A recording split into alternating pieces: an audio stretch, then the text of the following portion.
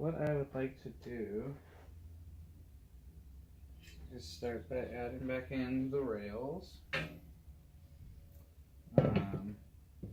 So one rail is actually longer than the other, so I'm going to have to extend this rail a little bit so I can show you how to do that. So it looks like to match the end, let's put it just right here so you can kind of see where the screws are. I need to pull these screws right here all the way to the end to match where those screws are, and we should be in good shape. So I'm just going to loosen these up and slide them out and see where they're at.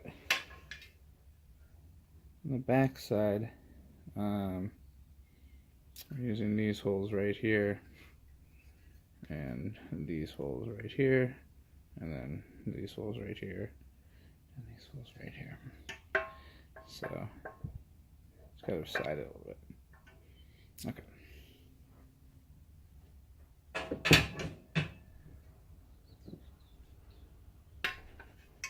So to do that, let's see, can you see? I'm just gonna loosen these bolts. Oh, don't take them off all the way. Earthquake.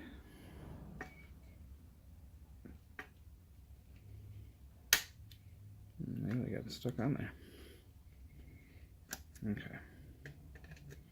Just a half turn or turn. Oh my goodness, I'm way off frame. So yeah, right here, just loosen those and take them out. And I can slide it. It's going to slide all the way to the end like the other one. So now these bolts are at the very end. And this middle one's open. Bolts are in the first and third. Alright. Just tighten that back up.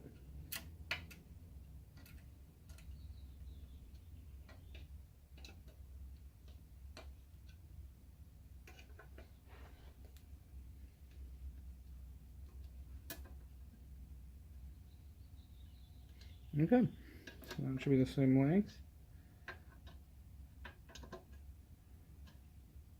Cool.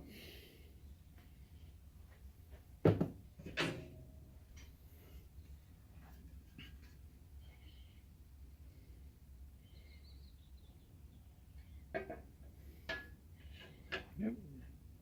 If you can see, it's the same. So that's good.